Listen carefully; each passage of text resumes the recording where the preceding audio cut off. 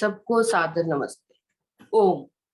आर्य समाज सुंदर विहार के ऑनलाइन साप्ताहिक 8वें जूम वेबिनार में आप सभी का स्वागत है। परमपिता परमात्मा को नमन करते हुए आप सभी उपस्थित जन को मेरी सादर नमस्ते। आइए सत्संग शुरू करते हैं। सबसे पहले सभी सीधे बैठ जाएंगे और कोमलता से आंखें बंद कर लेंगे। मेरे साथ साथ गायत्री महामंत्र का एक बार उच्चारण करेंगे। ओम भूर्भुवः स्वाहा तत्सवितुर्वरेण्यं भर्गो देवस्य धीमहि धियो यो नः प्रचोदयात्।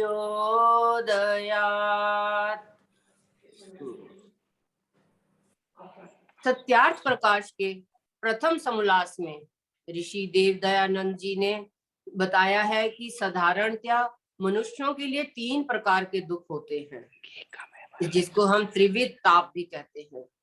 पहला आध्यात्मिक, जो कि आत्मा शरीर में अविद्या, राग, द्वेष, मूर्खता, ज्वर, पीड़ा आदि के कारण होते हैं। दूसरा आदि भौतिक, जो कि शत्रु, व्याघ्र, सर्प आदि के कारण प्राप्त होते हैं। और तीसरा आदि दैविक, अर्थात जो कि अति वृष्टि, अति उष्णता, अति शीत और मन तथा इंद्रियों के अशांत होने के कारण होते हैं। शांति पाठ के अंत में हम रोज प्रार्थना करते हैं और कहते हैं शांति ही शांति ही शांति ही। इसको 3 बार कहने का प्रयोजन ये है कि हम प्रभु से प्रार्थना करते हैं कि प्रभु आप कल्याणकारी हैं, आप हमें 3 प्रकार के दुखों से बचा लीजिए। ये त्रिविध ताप से हमें बचाकर सदा हम सत्कर्म कर्मों में ही प्रेरित रहें। प्रभु आप कल्याण के दाता हैं, हम पर अनुग्रह कीजिए, कृपा कीजिए, ताकि हम सब जीव जब हम सब जीव अधर्म को छोड़कर धर्म का आचरण करेंगे, तभी हम इन त्रिविध ताप से बच पाएंगे।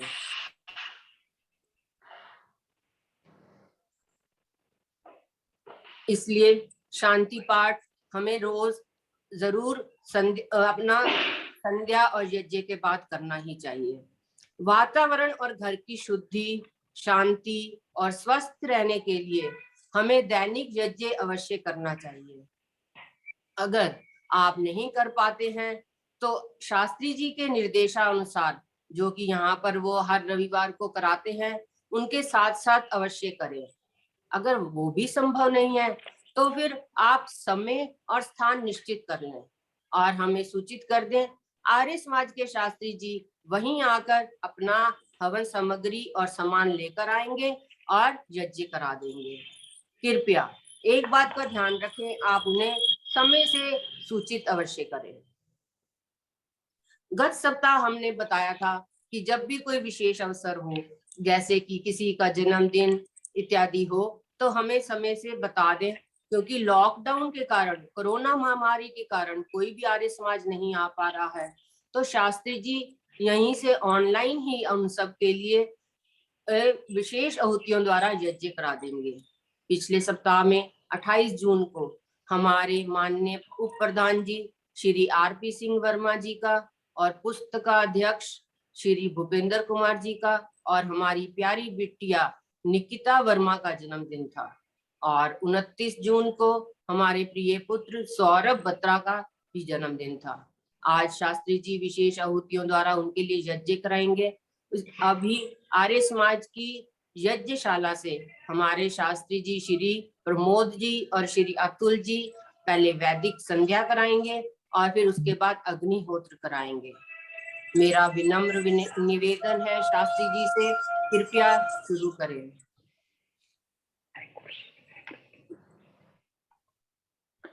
ओम। आइएगा, आज की इस प्रातःकालीन सुंदर वेला में संसार के सर्वश्रेष्ठ कर्म यज्ञ कर्म को करने के लिए आर्य समाज सुंदर विहार परिवार उपस्थित है।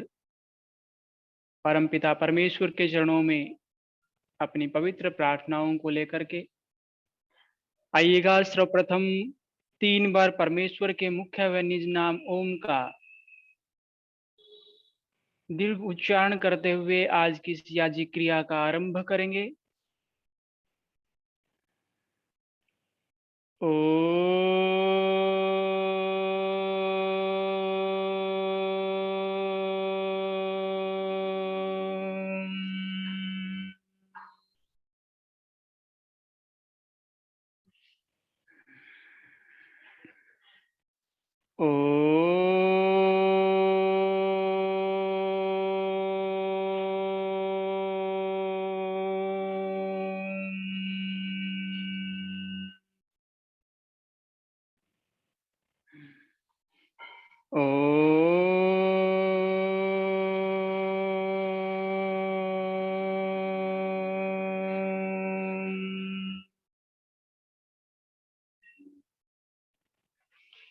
जो कि संसार का सर्वश्रेष्ठ कर्म इसको कहा गया है यज्ञ कर्म।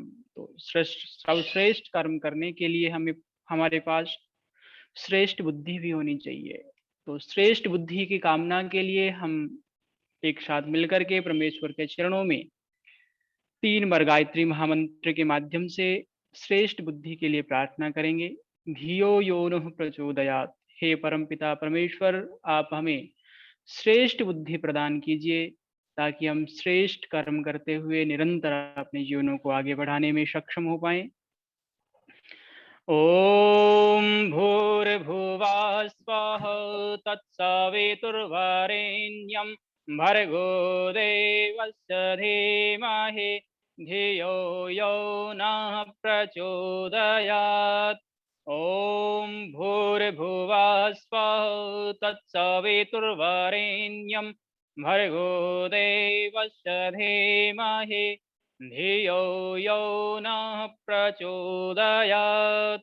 ओम भूर्भुवः स्वः तत्सवितुर्वरेण्यं भर्गो देवस्य धीमहि धियो यो नः प्रचोदयात्।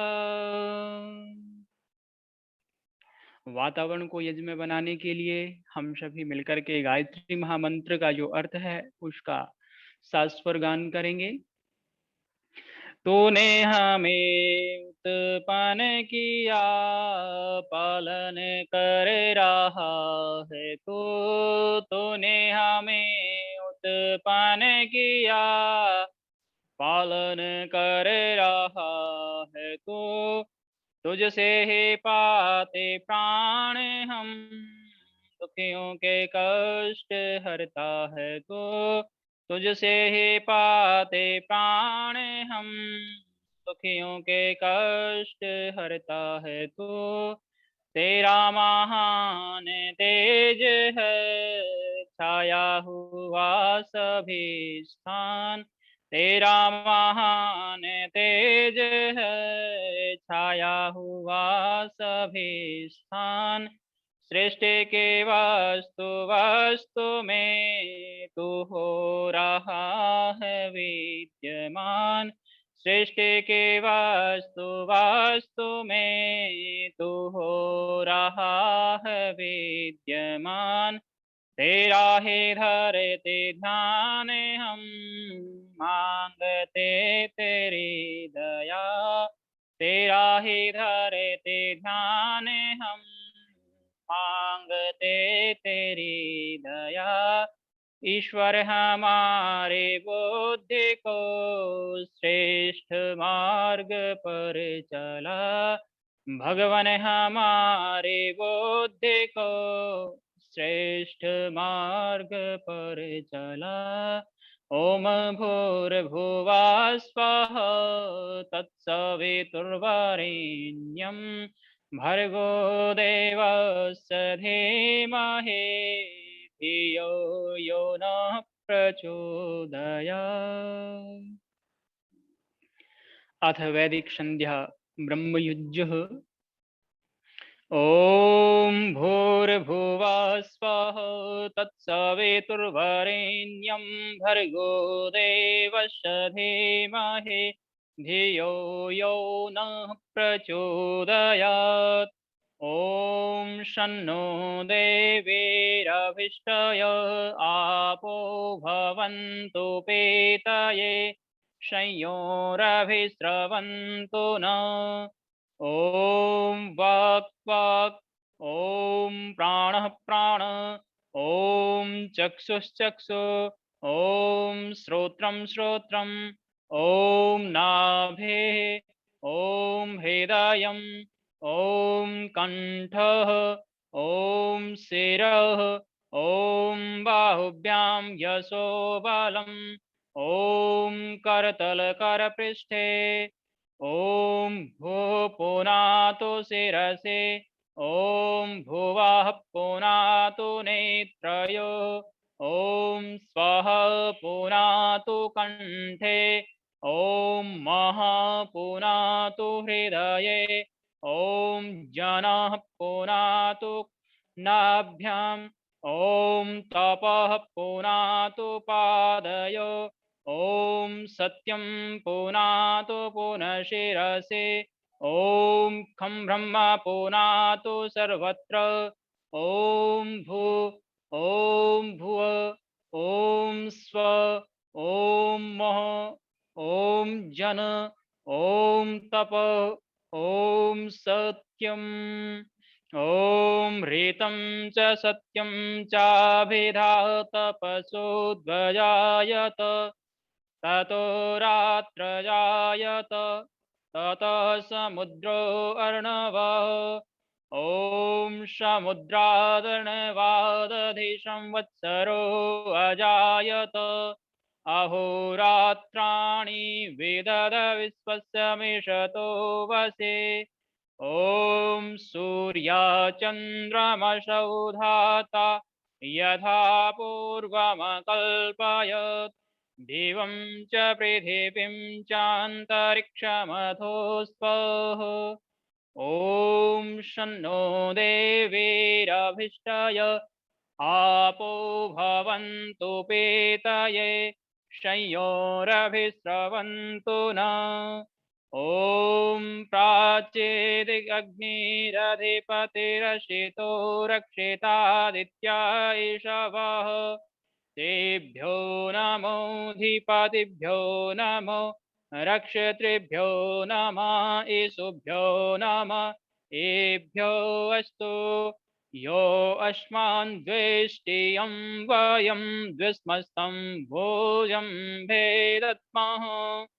ॐ दक्षिणादिगिन्द्रोऽधिपतिशिरक्षिराजि रक्षिता पितर ईशवः, तेभ्यो नमोऽधिपतिभ्यो नमो, रक्षत्रिभ्यो नमः, ईशुभ्यो नमः, एभ्यो अस्तु।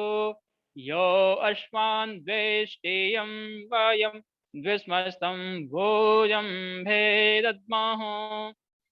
ॐ प्रतीचेदिग्वरुणो धीपतेः प्रेदाको रक्षिता अन्नमिषवः, तेभ्यो नमोऽधिपतिभ्यो नमो, रक्षत्रिभ्यो नमः, ईशुभ्यो नमः, एभ्यो अस्तु।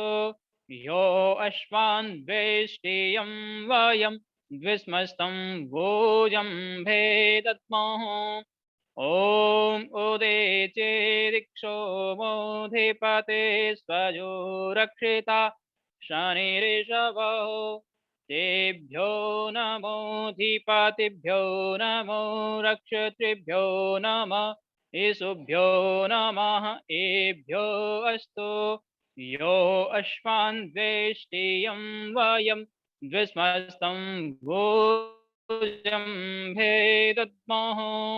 ॐ ध्रुवादिग्विष्णुरधिपतिः कल्माषग्देवो रक्षिता विरुध ईशवः, तेभ्यो नमोऽधिपतिभ्यो नमो, रक्षतिभ्यो नमः, ईशुभ्यो नमः एभ्यो अस्तु यो अस्मान् द्वेष्टेयं वयं द्विस्मस्तं भोजं भेदद्मः ॐ ऊर्ध्वदिग्बृहस्पतिरधिपते स्वित्रो रक्षिता वर्षमिषवः तेभ्यो नमोऽधिपतिभ्यो नमो रक्षत्रिभ्यो नमः ईशुभ्यो नमः एभ्यो अस्तु यो अस्मान् द्वेष्टेयं वयं द्विस्मस्तं भोजं भेदद्मः ॐ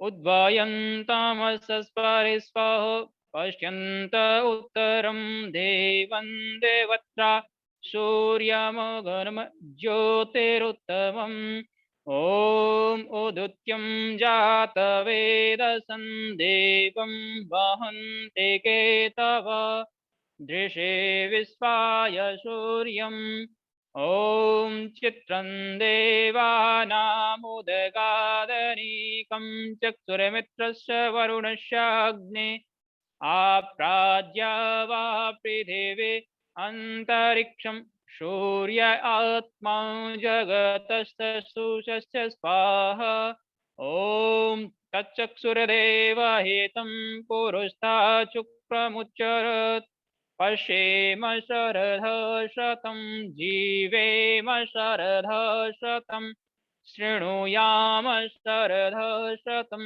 प्रब्रवाम शरदः शतमदेन श्याम शरदः शतं भूयश्च शरदः शतात् ॐ भूर्भुवः स्वः तत्सवितुर्वरेण्यं भर्गो देवस्य धीमहि धियो यो नः प्रचोदयात् हे ईश्वर दयानिधे भवत्कृपयानेन जपोपासनादिकर्मण धर्मार्थकाममोक्षाणां सद्य सिद्धिर्भवेन्नः ॐ नमः शम्भवाय च मयो भवाय च नमः शङ्कराय च मयस्कराय च नमः शिवाय च शिवतराय च ॐ शान्तिः शान्तिः शान्तिः इति संध्योपासना विधि। आचमन अब हम करेंगे। अपने लेफ्ट हैंड में आचमन पात्र को रखेंगे, दाहिने हाथ की अंजलि में, राइट हैंड की अंजलि में थोड़ा सा जल लेंगे। मंत्र पाठ के पश्चात जल का पान कर लेना है, जल को पी लेना है। ओम अमृतोपस्तरणमसे स्वाहा। पुनः एक बार लीजिएगा। ओम अमृतापिधानमसे स्वाहा। तीसरी बार लीजिएगा। ओम सत्यम यशो श्रीरमय श्री सताम स्वाहा। इसी हाथ में थोड़ा सा जल लेंगे। सामने कटोरी रखी हुई है, कटोरी में जल को छोड़ देंगे। उसके पश्चात लेफ्ट हैंड में बाएं हाथ में जल को रखेंगे। दाहिने हाथ की बीच की 2 उंगलियां अनामिका और मध्यमा दोनों को बाहर निकाल लेंगे। मंत्र पाठ के पश्चात अंगों का स्पर्श करते हुए चलना है, दाएं से बाईं ओर, राइट टू लेफ्ट। पहले जिस हाथ से कर रहे हैं उसी दिशा में स्पर्श करेंगे, उसके पश्चात विपरीत दिशा में। ओम वांगमे आश्चस्तु, ओम नसोरमे प्राणो अस्तु, ओम अक्ष्णोरमे चक्षुरस्तु, ओम कर्णयोरमे श्रोत्रमस्तु, ओम बाहुरमे बलमस्तु, ओम उरभुरमे ओजो अस्तु, ओम अरिष्टानि मे अंगानि तनुस्तन्वा मे शोषन्तु। पुस्तकों का पेज नंबर 13 पेज नंबर। अथ ईश्वर स्तुति प्रार्थना उपासना मंत्र। इन 8 मंत्रों के माध्यम से हम परमपिता परमेश्वर की स्तुति प्रार्थना और उपासना करते हैं। आइएगा हम सभी मिलकर के बड़े ही श्रद्धा व भक्ति भाव के साथ इन पवित्र पावन वैदिक मंत्रों का उच्चारण करें। साथ में इनका हिंदी में कविता के रूप में भावार्थ जो दिया हुआ है उसका भी हम शास्वर गान करते हुए चलेंगे। ओम विश्वानि देव सवितरदुरेतानि पराशुभ यद भद्रं तन्न आशुभ। तू सर्वेश सकल सुखदाता शुद्ध स्वरूप विधाता है। उसके कष्ट नष्ट हो जाते शरण तेरी जो आता है। सारे दुर्गुण दुर्व्यसनों से हमको नाथ बचा लीजे। मंगलमय गुण कर्म पदार्थ प्रेम सिंधु हमको दीजे। ओम हिरण्यगर्भ समवर्तताग्रे भूतस्य जात पतिरेक आसीत्। सदाधार पृथिवीं व्यामुदयिमां तस्मै देव यः विषाविधेम। तू हे स्वयं प्रकाश सुचेतन सुख स्वरूप शुभ त्राता है। सूर्य चंद्र लोकादिक को तू रचता और टिकाता है। पहले था अब भी तू ही है घट घट में व्यापक स्वामी। योग भक्ति तप द्वारा तुझको पावे हम अंतरयामी। ओम य आत्मदा बलदा यस्य विश्व उपासते प्रसिसं यस्य देवा यश छाया अमृतं यस्य मृत्यो कस्मै देवाय विषाविधेम। तू हे आत्मज्ञान बलदाता सुयस वियजन गाते हैं। तेरे चरण शरण में आकर भव सागर तर जाते हैं।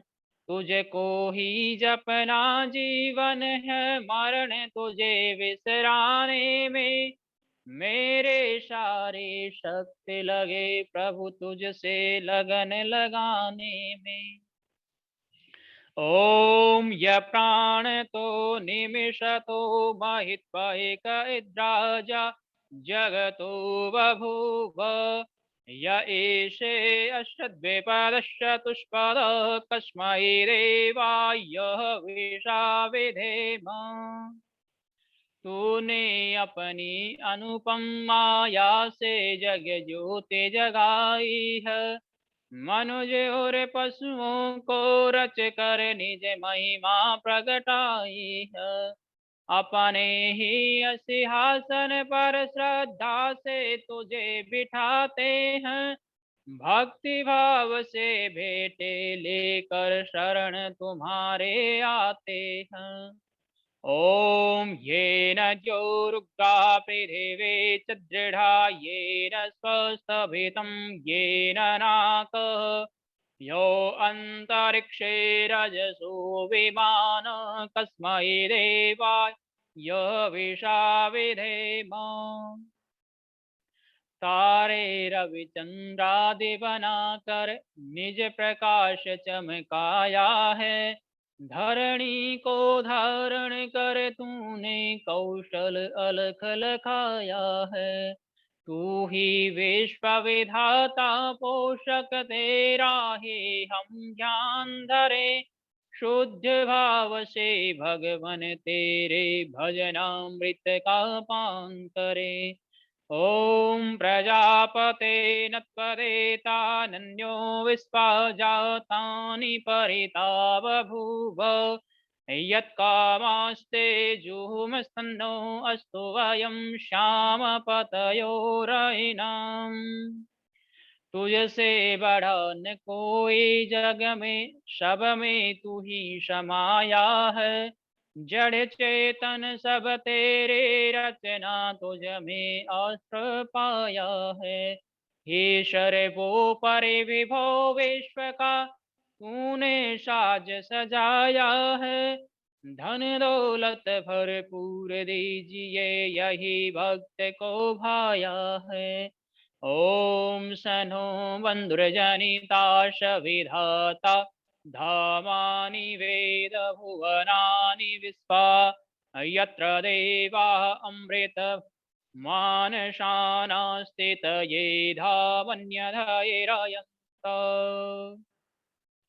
तो गुरुः प्रजेष्वितुः पाप पुण्य फलदाता है। तो हे सखा बंधु मम तू ही तुझसे ही सब नाता है। भक्तों को इस भव बंधन से तू ही मुक्त कराता है। तू है अद्वैत महाप्रभु सर्वकाल का ज्ञाता है।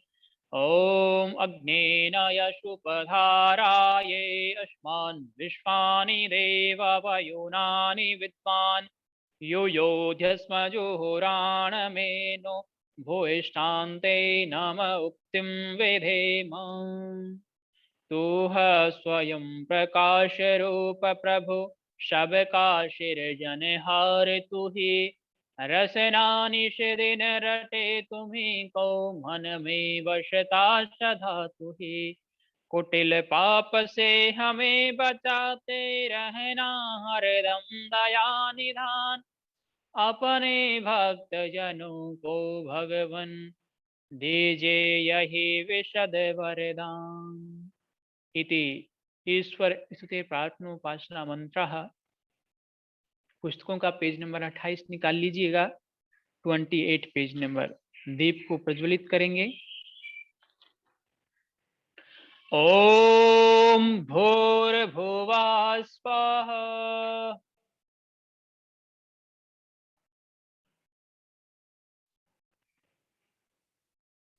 दीप के माध्यम से बत्ती को प्रज्वलित करेंगे। मंत्र पाठ के पश्चात यज्ञ कुंड में स्थापित करेंगे।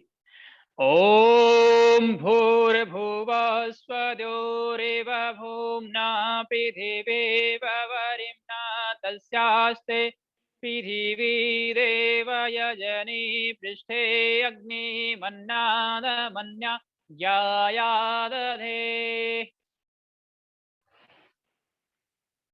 ओम उद्भुज्य स्वायज्ञे प्रतिजाग्रे त्वमिष्टा पूरते संत्रिजे धामयं च अस्मिन् सदस्थे अधुतरस्मिन् विश्वे देवा यजमानस्य सेदत। ओम अयंत इद्म आत्मा जात वेदस्ते निध्यस्वरदस्वचेद्वरदय चाश्मान प्रजया पशुभिर्ब्रह्म वर्चसे नान्नाद्येन समेधय स्वाहा इदमग्नये जातवेदसेदन्नमः। दूसरी संविधा लीजिएगा। ओम समिधायज्ञं युवशतघृतैर्बोधयतातिथिम् आश्विन् हव्याजुहोतन। ओम सुसमिधाय शोचिसे घृतं त्रिभ्रं जुहोतन अग्नये जातवेदसे स्वाहा इदमग्नये जातवेदसेदन्नमः। तीसरी संविधा लीजिएगा। ओम तन्त्वा समिद्भिरङ्गिरोग्येतेन वृधयामसे वृहचोचाय विष्ठय स्वाहा इदमग्नये अंगिरसेदन्नमः। आने वाला जो मंत्र है उस एक ही मंत्र का हम 5 बार उच्चारण करते हुए घी से आहुतियों को समर्पित करेंगे।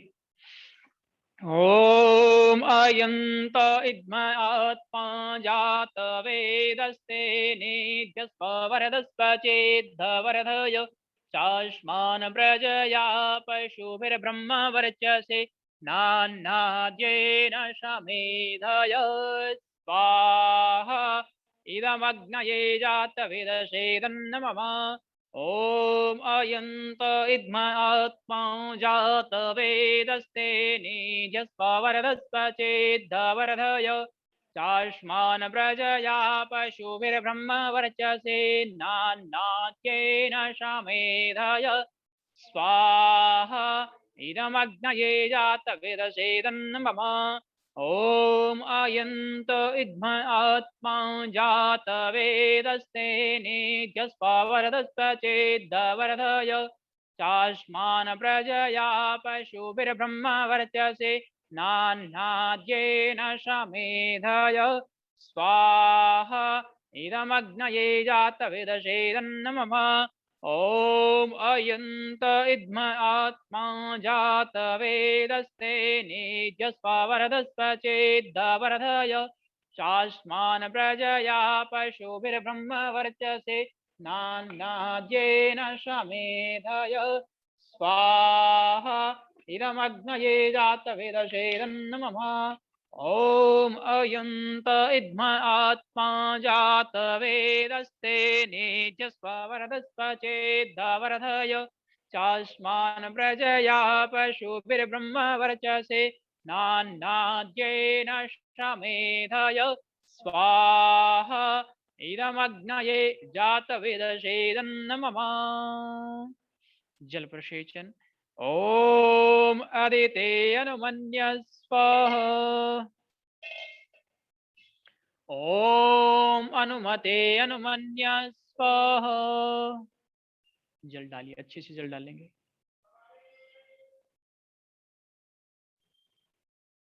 ॐ सरस्वते अनुमन्यस्वः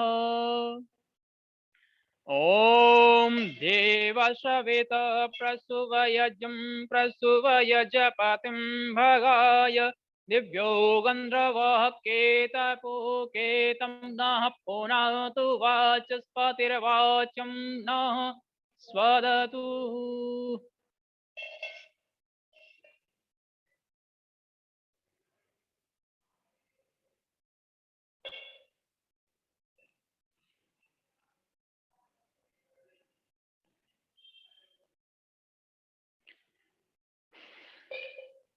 घी की चम्मच को उठा लीजिएगा। पहली आहुति अपने लेफ्ट हैंड की तरफ उत्तर दिशा में अपनी तरफ से सामने की तरफ लाइन बनाते हुए, दूसरी राइट हैंड की तरफ दक्षिण दिशा में लाइन बनाते हुए, बाकी सभी बीच में स्वाहा शब्द के उच्चारण के साथ ओम अग्नये स्वाहा इदमग्नये नमः।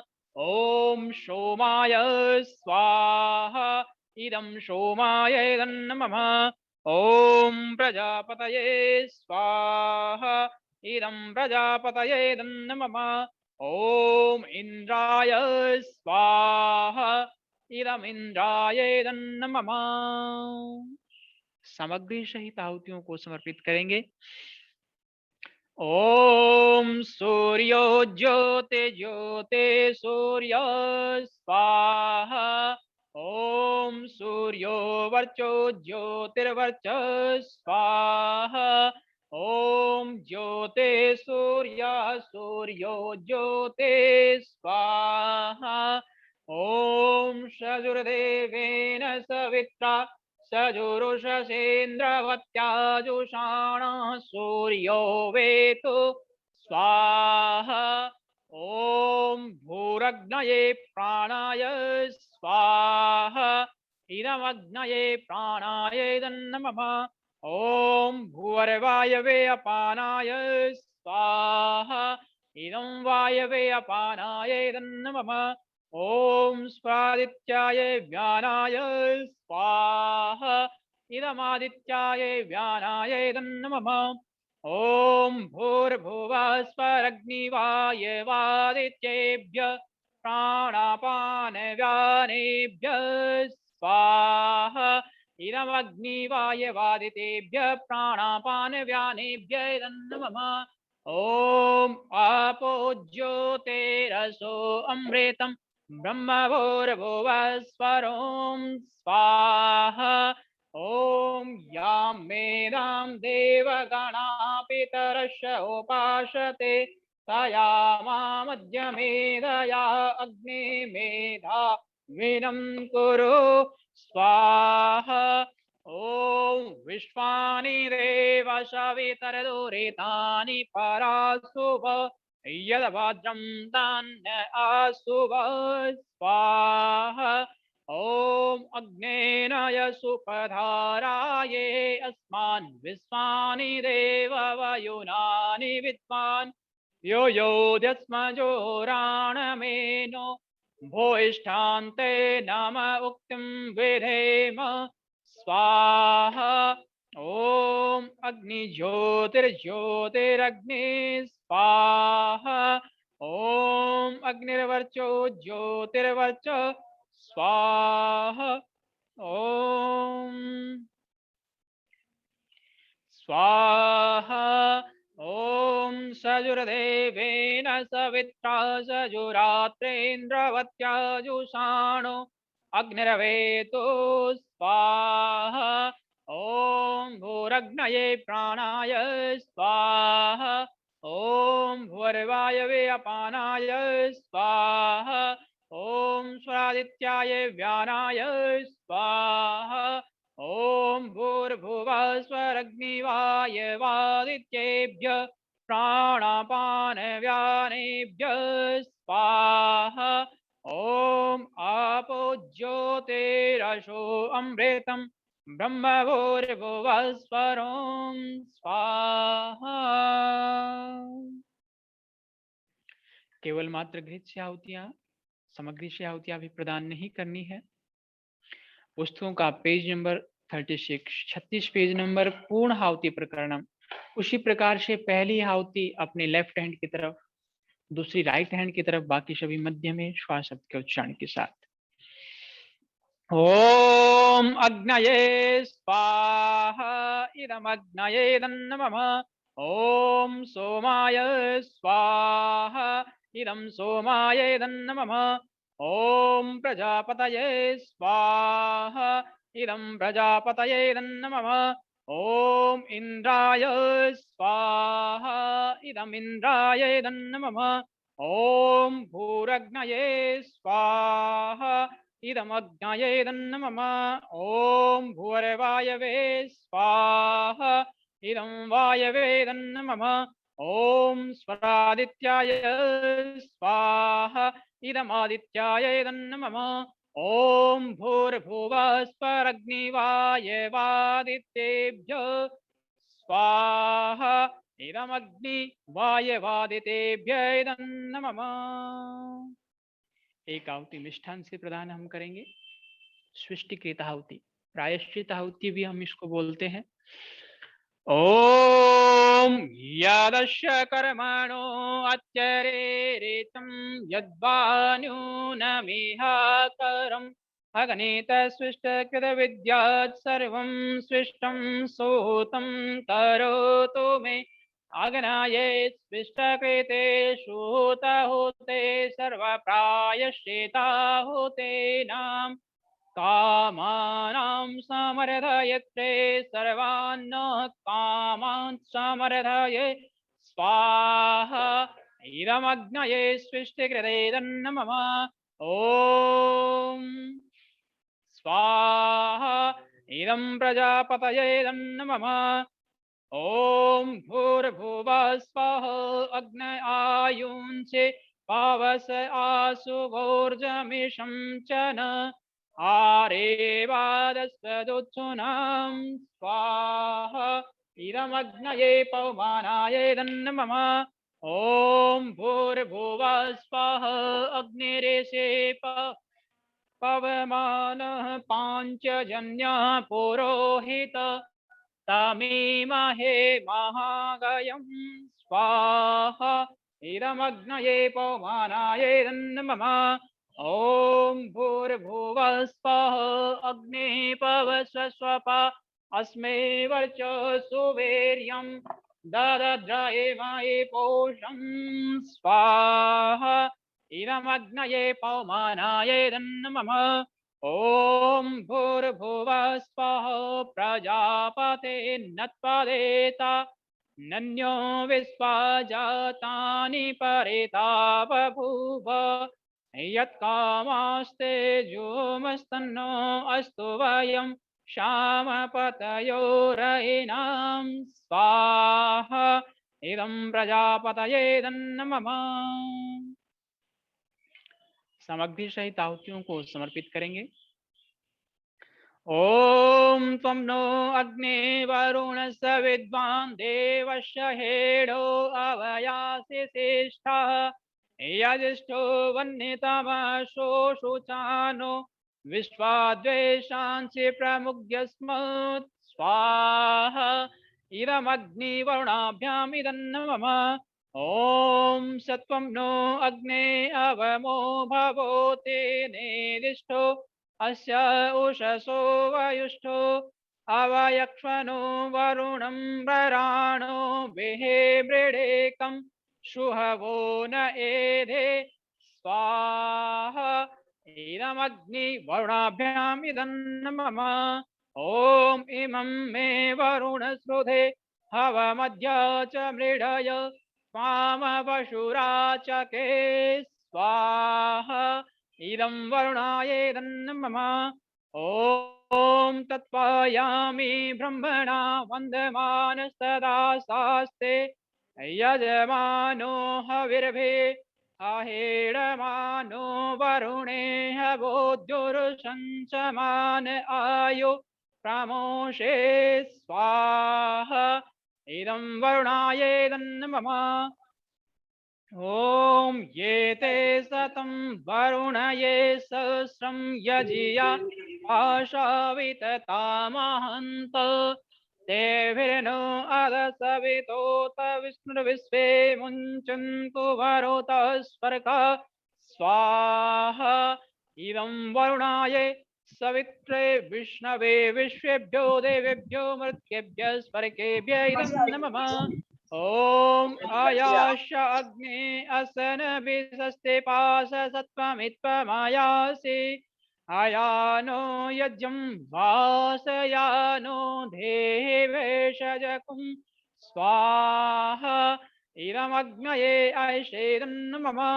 ओम उदोतमं वरुणपाशमस्पदवादमं विमध्यमं श्रथाय अथा वायमादित्यव्रते तवानागसौ अदितयेषां स्वाहा इदं वरुणाय आदित्याय अदितये च इदं नमः। ॐ भवतनशमनसौ सचेतसा वरे पशौ मायजगुं एगुं शिष्टं मायजपतिं जातवेदसौ शिवौ भवतमद्यन स्वाहा इदं जातवेदोभ्याम् इदं नमः।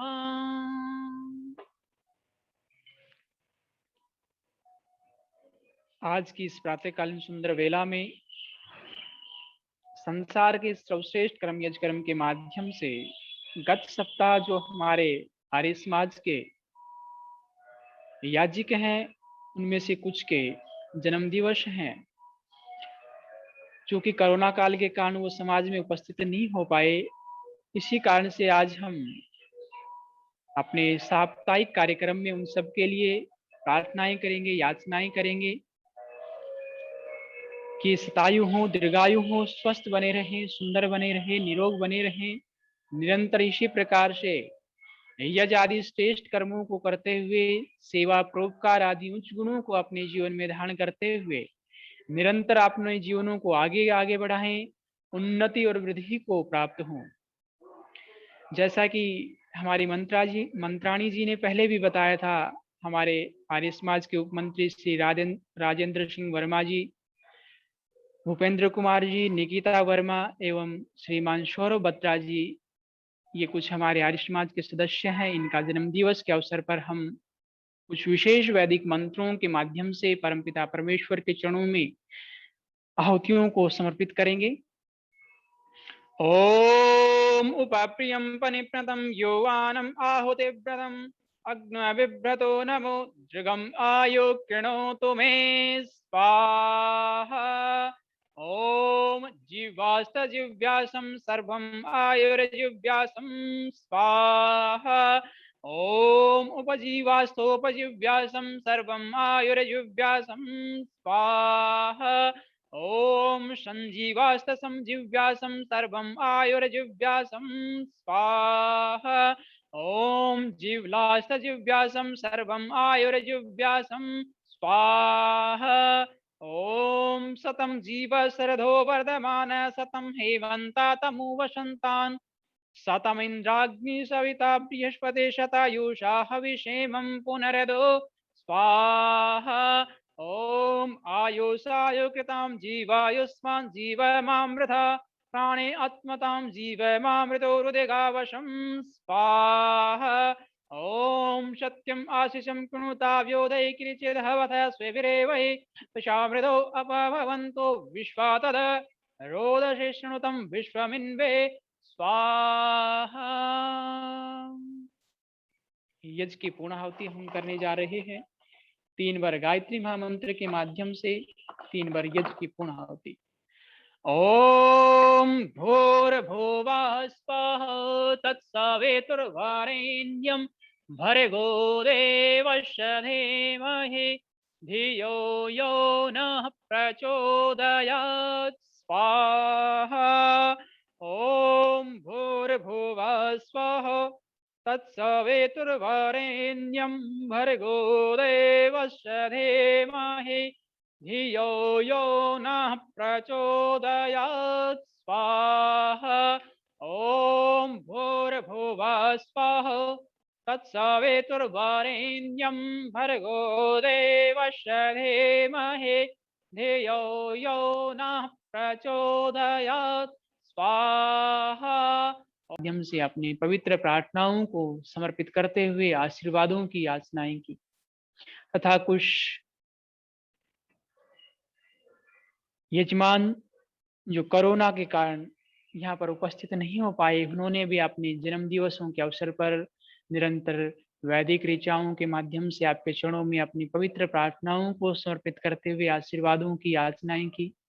हे परमेश्वर, इन सभी के लिए बारंबार आपके चरणों में यही प्रार्थना है, याचना है, ये स्थायु हो, दीर्घायु हो, स्वस्थ बने रहें, सुंदर बने रहें, निरोग बने रहें, संसार के प्रत्येक क्षेत्र में निरंतर आगे बढ़ने की सामर्थ्य, शक्ति, प्रेरणा, ऊर्जा, उत्साह आपके आशीर्वाद के रूप में इन समस्त जनों को मिलता रहे तथा इसी प्रकार से ये आर्यजन यज आदि श्रेष्ठ कर्मों को करते हुए सेवा, परोपकार आदि उच्च गुणों को अपने जीवन में धारण करते हुए निरंतर अपने जीवनों को आगे आगे बढ़ाते रहें, उन्नति और वृद्धि को प्राप्त होते रहें। हे प्रभु, इन कामनाओं और इन प्रार्थनाओं को स्वीकार कर हमें कृतार्थ करो। ओम शांति शांति शांति।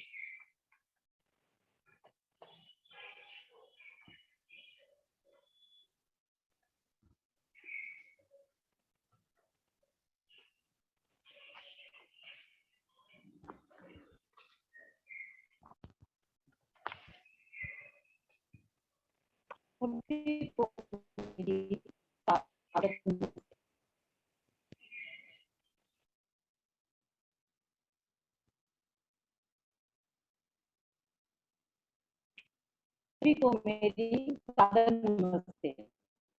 अभी हम ऑनलाइन कार्यशाला से ही हवन में शामिल हुए हैं। हमें ऐसा लग ही नहीं रहा था कि हम अपने अपने घरों में बैठकर हवन में शामिल हुए हैं। ऐसा लग रहा था कि हम आर्य समाज की यज्ञशाला में ही बैठकर हवन कर रहे हैं। हमारे शास्त्री प्रमोद कुमार जी आर्य, शास्त्री कौशल कुमार जी आर्य एवं शास्त्री अतुल कुमार आर्य जी का बहुत बहुत धन्यवाद। अब हमारे आर्य समाज के युवा कार्यकारी मंत्री श्री संजीव आर्य जी एक कर्मठ कार्यकर्ता जो कि आर्य समाज के सभी कार्यों को करने में कुशलता पूर्वक तन मन धन से करने में तत्पर रहते हैं। आज हम उनकी मधुर वाणी द्वारा एक सुंदर सा भजन सुनेंगे जिसके बोल भी कितने मधुर हैं। करके अपनी गलतियां हमेशा देखा करो।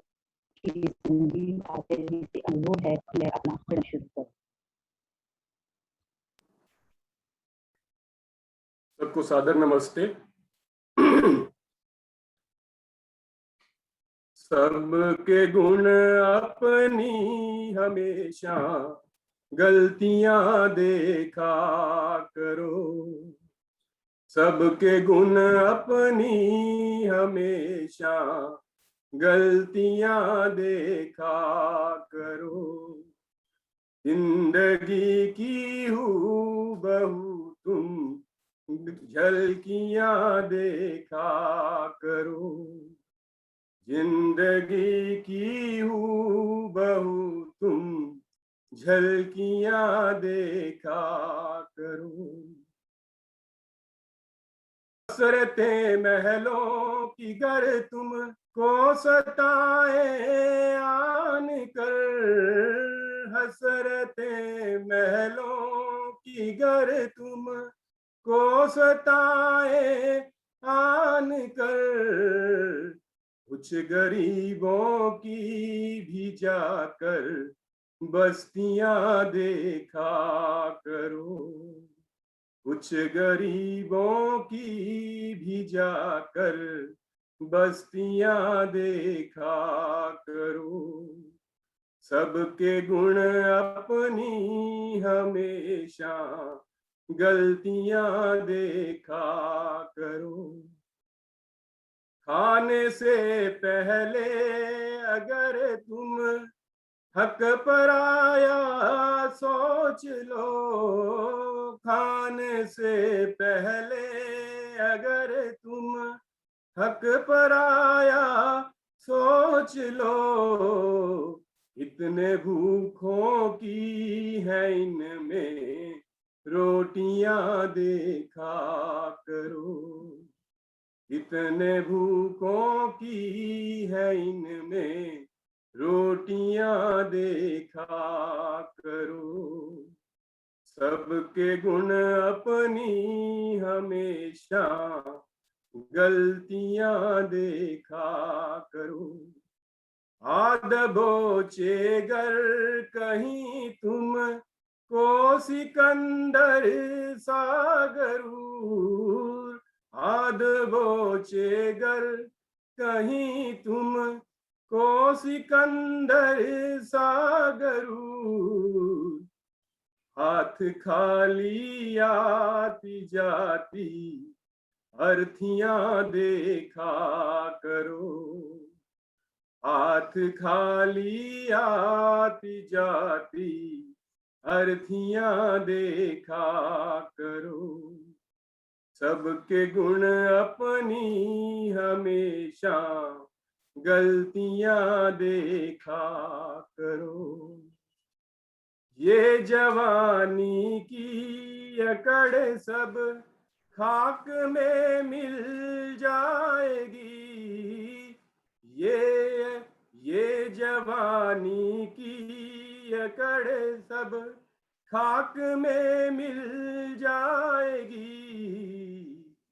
जल चुके जो शव है उनकी अस्थियां देखा करो। जल चुके जो शव है उनकी अस्थियां देखा करो। सबके गुण अपनी हमेशा गलतियां देखा करो। विषयों का विषपान कर झूठे नशे में चूर हो। विषयों का विषपान कर झूठे नशे में चूर हो। प्रभु नाम का एक जाम पीकर मस्तियां देखा करो। प्रभु नाम का एक जाम पीकर मस्तियां देखा करो। सबके गुण अपनी हमेशा गलतियां देखा करो। जिंदगी में चाहते हो सुख अगर अपने लिए। जिंदगी में चाहते हो, सुख अगर अपने लिए, दूसरों के गम में अपनी सिसकियां देखा करो, दूसरों के गम में अपनी सिसकियां देखा करो, सबके गुण अपनी हमेशा गलतियां देखा करो, जिंदगी की हूबहू तुम झलकियां देखा करो, सबके गुण अपनी हमेशा गलतियां देखा करो, गलतियां देखा करो, गलतियां देखा करो। बहुत बहुत धन्यवाद।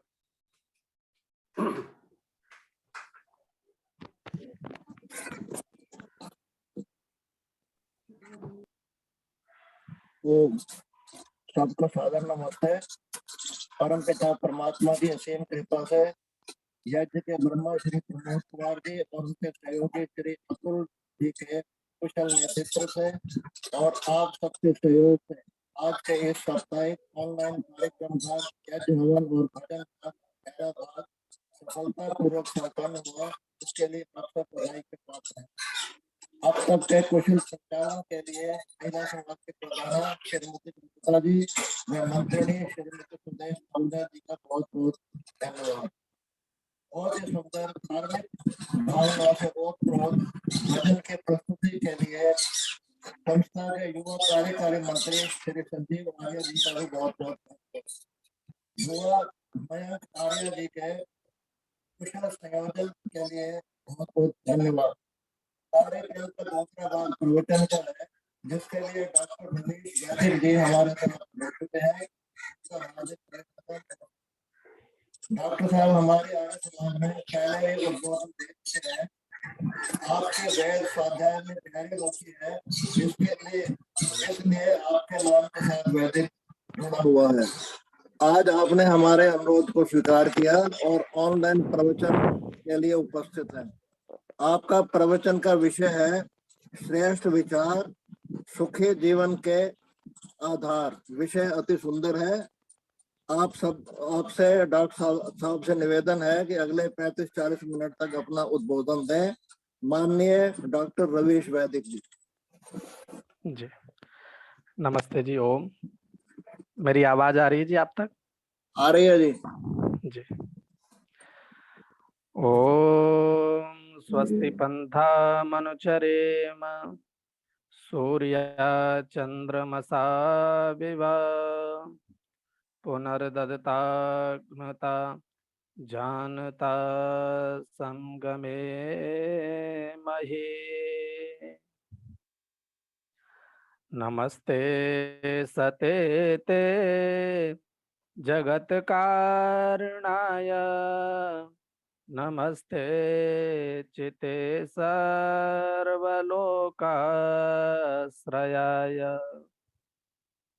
नमोद्वये ततत्वाय मुक्तिं प्रदाय नमो ब्रह्मणे व्यापिने शाश्वताय।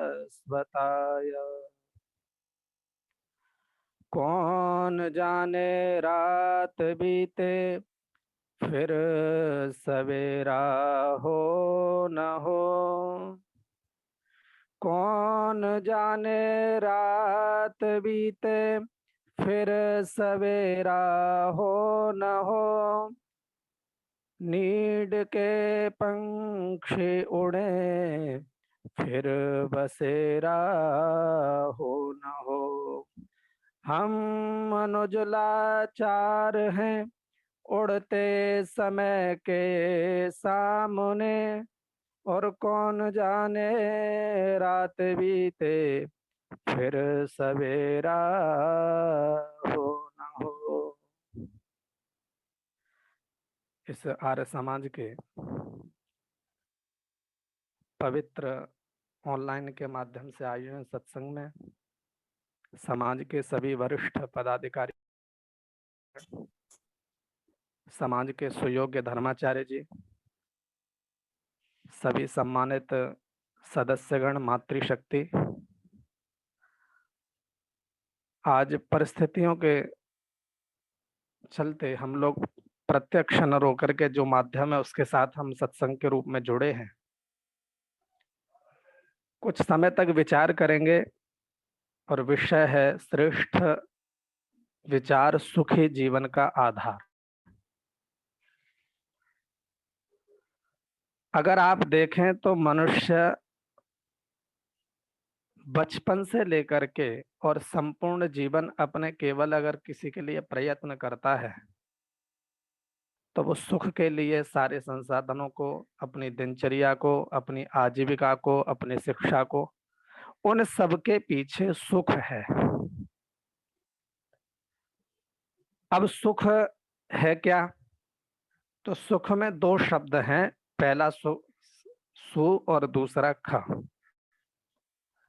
सु माने अच्छा, खा माने इंद्रियां। जो हमारी इंद्रियों को अच्छा लगता है उसको सुख कहा जाता है। और ये सुख क्षणिक हो सकता है,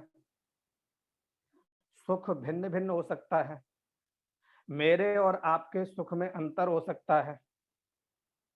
जो चीज आपको अच्छी लगती है संभवतः वो दूसरे को ना अच्छी लगे। तो सुखा माने इंद्रियां, जो इंद्रियों को ठीक लगता है उसका नाम सुख है। और इंद्रियां भिन्न भिन्न हैं, हर व्यक्ति की, हर प्राणी की इंद्रियां अलग हैं, इसलिए प्रत्येक व्यक्ति की रुचि भी भिन्न होती है। और सांख्य कार्य का जो वेदांत का विषय है उसमें कहा गया है कि जो सुख है ना वो क्षणिक होता है, क्योंकि इंद्रियां हैं। कभी मान लीजिए किसी को मिष्ठान अच्छा लगता है और कोई शुगर संबंधी या कुछ और समस्या हुई तो वही सुख में, जो मिष्ठान से सुख प्राप्त हो रहा था, एक क्षण बाद, एक समस्या आने के बाद वो सुख दुख में परिवर्तित हो गया। तो जो सांसारिक सुख है, मान लीजिए कि मैंने अपने घर में एसी लगवाया और मैं यदि किसी कारण से बीमार पड़ गया तो जो सुख जो एसी से, जो मुझे अनुकूल हवा से जो सुख मिल रहा था, वो एक क्षण बाद, एक समय बाद मेरा दुख में परिवर्तित हो गया। तो सुख कभी स्थायी नहीं होता, सुख क्षणिक होता है। आपको कुछ समय तक उससे एक विशेष अनुभूति होगी, लेकिन एक समय बाद उस क्षण वो जो सुख है वो स्थायी नहीं रहेगा। फिर क्या करना है? आप यदि दार्शनिक विषयों में जाएंगे, आप शास्त्रीय परंपरा में यदि विचार करेंगे तो आप देखेंगे कि जहाँ ऋषि दयानंद ने या अन्य ऋषियों ने हमारी वैदिक परंपरा में आनंद की प्राप्ति के लिए प्रयत्न करने की चेष्टाएं की गई है। और हमारे भारतीय समाज की, हमारी भारतीय संस्कृति की परंपरा रही है कि इस संस्कृति में जो एक मूल स्तंभ जैसा कार्य जिसने किया वो है संयुक्त परिवार। इसके ऊपर एक किसी ने बहुत अच्छा एक सुंदर दृष्टांत लिखा है। कहते एक कोई व्यक्ति था और उसका कार्य था भेड़ों के पालन करने का। वो व्यक्ति भेड़ों को पाला करता था। एक दिन संयोग से उस व्यक्ति का कोई मित्र मिलने आया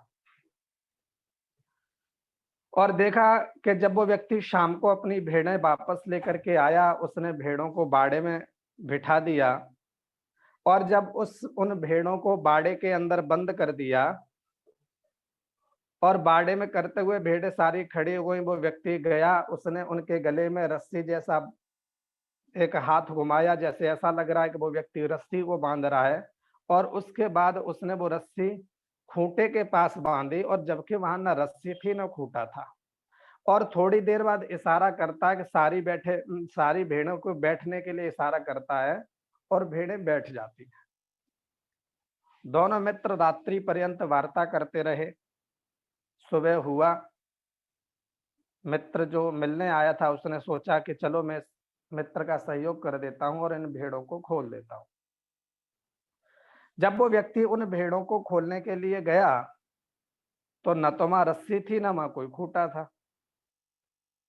जब वहां रस्सी और खूंटा नहीं था, उस व्यक्ति ने भेड़ों को उठने के लिए इशारा किया, लेकिन एक भी भेड़ खड़ी नहीं हुई। क्यों? क्योंकि न तो वहां रस्सी थी न खूंटा था, वो व्यक्ति खोलता क्या। तब उस जो मित्र था जिसकी भेड़ थी, उसने आकर के कहा कि ये भेड़े ऐसे नहीं जाएंगे। वो आया पुनः, जैसे शाम को गले में रस्सी बांधी थी उसी प्रकार से उस व्यक्ति ने रस्सी को फिर से गले से घुमाया, खूंटे की तरह इशारा किया और फिर भेड़ों से इशारा किया तो भेड़ें उठ करके खड़ी हो गई।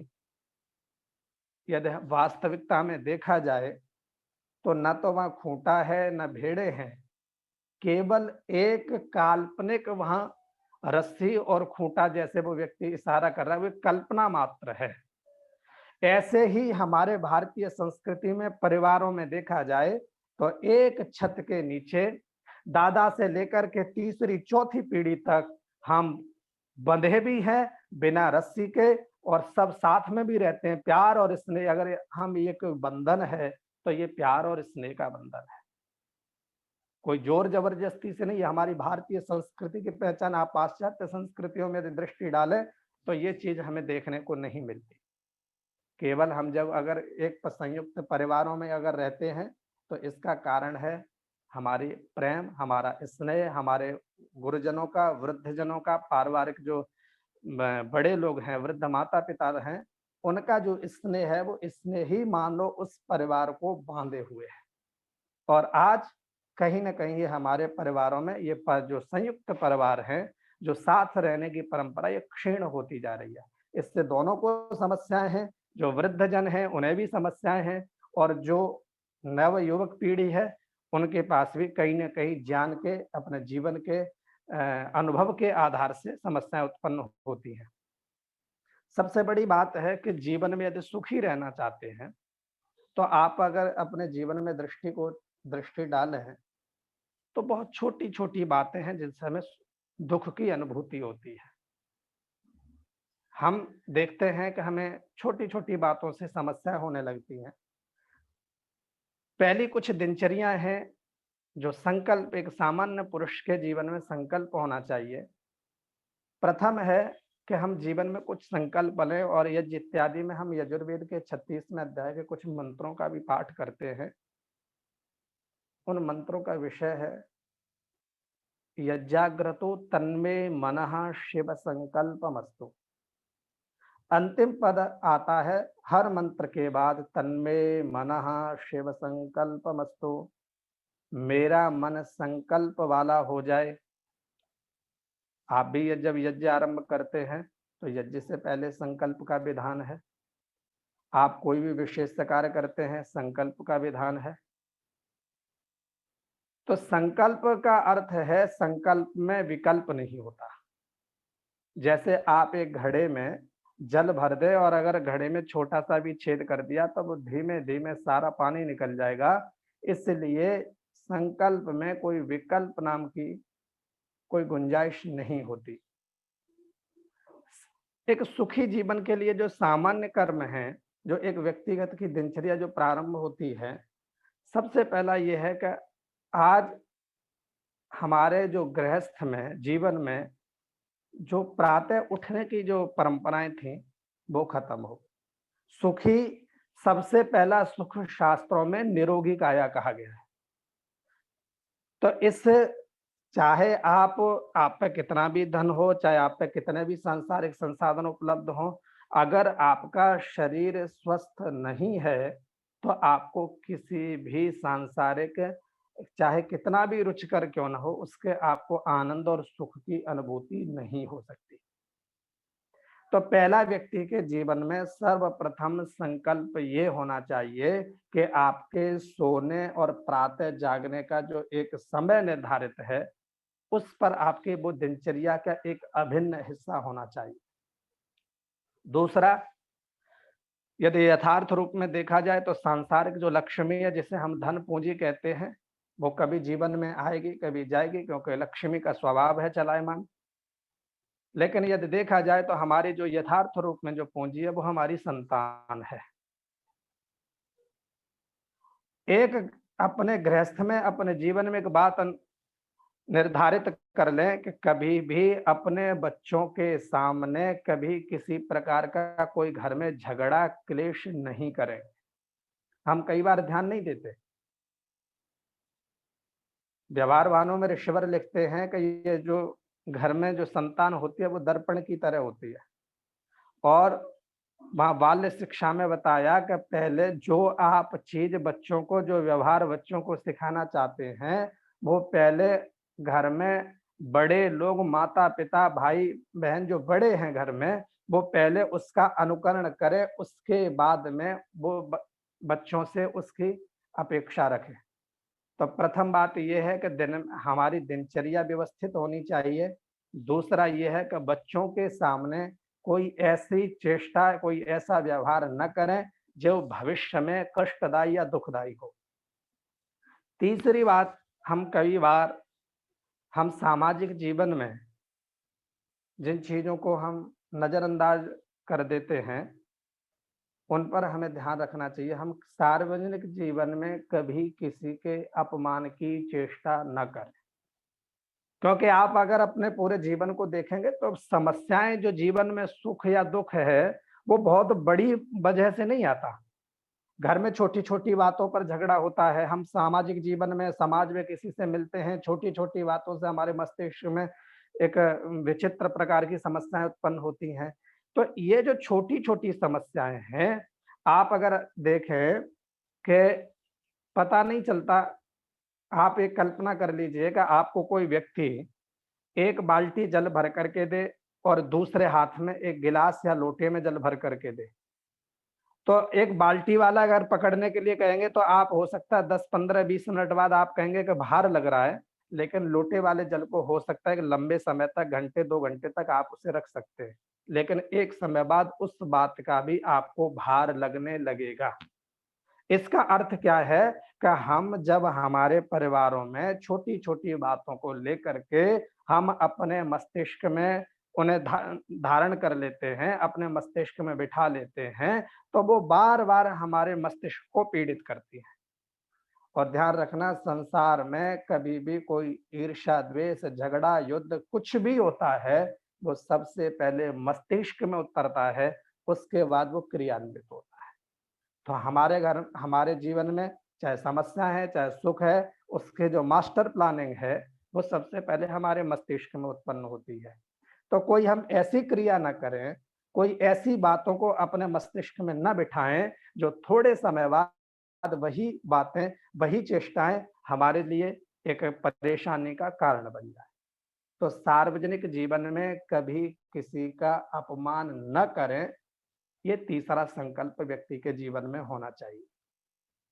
चौथा, कई बार हम जीवन में देखते हैं, हम घरों में देखते हैं, हम परिवारों में देखते हैं, हम समाज में जाते हैं, तो कुछ व्यक्तियों में ये व्यवहार में पता नहीं चलता, लेकिन एक तरीके से ये चीजें आदत का रूप ले लेती हैं। जब भी हम किसी से बात करें तो पहले उसकी पूरी बात को धैर्यपूर्वक सुने, और जब आपको अनुकूल लगे तो उसकी प्रतिक्रिया दें। बीच में कई बार हम देखते हैं कि इसी बात पर सामान्य तौर पर झगड़ा प्रारंभ हो जाता है कि आपने बात को नहीं सुन रहे, या आप अपने आगे किसी की सुनते नहीं है। तो जो छोटी छोटी बातें हैं, हमें इन चीजों को संकल्प लेकर के जब हम जीवन में आगे बढ़ते हैं तो हम जो एक क्षणिक समस्याएं हैं उनसे हम बच सकते हैं। इस संसार में कुछ भी असंभव नहीं है। आप अगर देखें तो संस्कृत में एक पंक्ति प्रसिद्ध है, यथा सृष्टि यथा दृष्टि तथा सृष्टि। आपकी जैसी दृष्टि होगी, आपका जैसा चिंतन होगा, आपका जैसा व्यवहार होगा, आपको व्यक्ति वैसा ही दृष्टिगोचर होगा। दुनिया में जितनी शक्ति बाहर है उतनी ही शरीर के अंदर है। कोई व्यक्ति न तो सामर्थ्य से बड़ा होता है न छोटा होता है। आपका जो मुख्य उसमें प्रयोजन है वो इच्छा शक्ति है कि आपकी इच्छा शक्ति क्या है। यथा ब्रह्मांडे तथा पिंडे, जितनी शक्ति ब्रह्मांड के बाहर है उतनी ही मनुष्य के अंदर संचित है, लेकिन वह शर्त यह है कि आप उसका उपयोग कैसे करते हैं। शक्ति की बात है, व्यक्ति के लिए जीवन में कुछ भी असंभव नहीं। आप देखें तो ऋषि दयानंद के समय में कोई न इतने संसाधन थे, न कोई ऐसी विचारधारा थी। केवल जो ऋषि दयानंद ने एक तरीके से जो विचार वैदिक जो विचारधारा थी जो विलुप्त हो चुकी थी, उसको स्थापित करने के लिए जब पूरा समाज एक तरीके से विरुद्ध था, उसके लिए प्रयत्न किया। तो जो ब्रह्मांड में शक्ति है वही मनुष्य के अधीन शक्ति है। आप देखेंगे मनुष्य के शरीर में 72,000 नाड़ियां हैं। बहुत सारे व्यक्तियों के जीवन में आप देखते होंगे कि उनका मन या उनका जो चित्त है वो ईश्वर के प्रति या अच्छे कार्यों के प्रति जल्दी से प्रबुद्ध नहीं होता। तो देखा जाए तो 72,000 नाड़ियों में मुख्य 14 नाड़ियां हैं, और 14 नाड़ियों में भी 3 जो नाड़ियां हैं वो मुख्य रूप से होते हैं, ईडा, पिंगला और सुषुम्ना। आप अगर देखेंगे संस्कार विधि के अंतिम प्रकरण में ऋषि दयानंद अंत्येष्टि के प्रकरण में लिखते हैं कि उसी व्यक्ति की सदगति होती है जिस व्यक्ति की सुषुम्ना नाड़ी जागृत होती है। तो मुख्य रूप से अपनी इन 3 नाड़ियों को, जो ईडा, पिंगला और सुषुम्ना, आपका यदि मन नहीं लगता, आपके मन में अच्छे विचार नहीं आते, आपका मन यदि चिड़चिड़ापन रहता है, आपको झंझनाहट रहती है, आप थोड़ी थोड़ी बातों को सुनकर के क्रोधित होने लगते हैं, इसके पीछे एक तो सबसे बड़ी जो बात होती है आपका अन्न, आपका खान पान। क्योंकि यह जैसा अन्न होता है वैसा मन बनता है। हम अगर अच्छा आपका अन्न होगा, सात्विक होगा, रुचि से बनाया हुआ होगा, ताजा होगा। एक तो समस्याएं जो घर में आज परिवारों में सबसे उत्पन्न हो रही हैं, जो फ्रिज को लेकर के आप देखेंगे आयुर्वेद परंपराओं में ये भोजन को लगभग 3 बना करके 3 से 4 घंटे में आपको भोजन करने का प्रावधान है, लेकिन हम उसे 2 से 3 दिन तक चलाते हैं। अगर वो भोजन जो एक तरीके से रखे हुए भोजन का आप किसी भी तरीके से कृत्रिम रूप से उसे आप चला सकते हैं, लेकिन वो शक्ति नहीं दे सकता। इसलिए अपने परिवारों में विशेष ध्यान रखें कि अपने बच्चों के लिए इस तरीके के जो एक अच्छे अन्न का आप प्रावधान बनाएं, क्योंकि बच्चे ही, मैंने पहले ही बताया कि आपकी संपत्ति है। आप अगर बच्चों को अच्छा अन्न देंगे तो अच्छा मन बनेगा, अच्छा मन बनेगा तो अच्छी बुद्धि होगी, अच्छी बुद्धि होगी अच्छा चिंतन होगा, और अच्छा जब चिंतन होगा तो उनके अच्छे विचार होंगे, जब अच्छा विचार होगा तो उनका अच्छा व्यवहार होगा, और जो अच्छा व्यवहार होगा तो घर का और परिवार का एक अच्छा वातावरण उत्पन्न होगा। इसलिए जितना पुरुषार्थ हो सके उनकी सात्विकता के लिए आप प्रयत्न करें। तब जाकर के जब अच्छे जो मन में है, बहुत सारी चीजें अपने मन के अधीन होती हैं। मन क्या है? आपने देखा होगा अच्छे कार्यों में मन नहीं लगता। इसलिए ऋषि दयानंद कहते हैं कि जब आप कोई ईश्वर की उपासना करें तो मनन करें। मनन का अर्थ है जहां मन न रहे, क्योंकि मन का जो स्वभाव है वो चंचलायमान है। मन इंद्रियों के साथ जुड़ जाता है तो मन की ओर गति हो जाती है, विषय वासनाओं की ओर, जो इंद्रियों के विषय हैं उसकी ओर अग्रसर करता है। मन जब आध्यात्मिकता में लग जाता है ईश्वर की ओर, तो सात्विकता उत्पन्न हो जाती है। तो इसलिए मन की जो गति है वो मन की और भोजन का और बुद्धि का पारस्परिक संबंध है। तो पहले जो अच्छे विचारों के लिए अच्छा अन्न होना जरूरी है। हो सकता है कि ये अभी बातें उतना शायद जीवन में प्रभावी नहीं लग रही होंगी, लेकिन यदि सात्विकता की दृष्टि से आप देखेंगे, इन पर चिंतन करेंगे, जीवन में यदि निश्चल भाव से इनका यदि आप इन पर प्रयत्न करेंगे, इनके बारे में जानने की कोशिश करेंगे, तो संभवतः जरूर इसका लाभ मिलेगा। दूसरा अर्थ यह है कि पहले व्यक्ति को निर्धारित होना चाहिए कि व्यक्ति की इच्छाएं क्या है। वो सुख के लिए चेष्टाएं करता है या शांति? तो सुख और शांति में अंतर है। मैंने पहले ही बताया, सुख इंद्रियों के अधीन है। इंद्रियों को जो चीज अच्छी लगती है उसे हम सुख के रूप में स्वीकार करते हैं। वो सुख स्थायी नहीं होता है। लेकिन जो शांति है वो स्थायी होती है। और शांति स्थायी कैसे होती है? इसलिए हम कभी भी सुख की प्रार्थना नहीं करते। हम यज्ञ में बैठ करके, हम मंत्रों के द्वारा ईश्वर से प्रार्थना पद्धति में हम आनंद की याचना करते हैं, क्योंकि एक आनंद ईश्वर की व्यवस्था में ही, ईश्वर की कृपा में ही आपको प्राप्त हो सकता है। अच्छा, बहुत सारी चीजें हैं, हम और आप सब बहुत बचपन से, कई वर्षों से विद्वानों से सुनते चले आ रहे हैं कि हमें पता है कि यदि संसार का सर्वश्रेष्ठ कर्म यज्ञ है। हमें पता है कि यदि ईश्वर की उपासना करनी है तो वैदिक परंपरा से करनी है। हम ये भी जानते हैं कि ईश्वर का स्वरूप क्या है।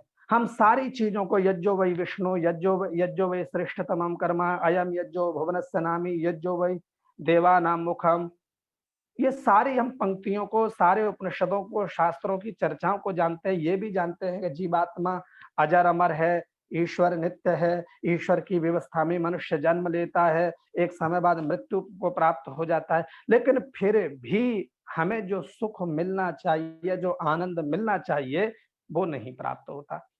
हम ईश्वर को जानते हैं, ईश्वर के स्वरूप को भी जान रहे हैं, लेकिन उसकी अनुभूति का जितना एक शास्त्रों में, उपनिषदों में विद्वानों ने, ऋषि दयानंद ने जितना वर्णन किया है, उतना वास्तविकता में उसका लाभ नहीं मिलता।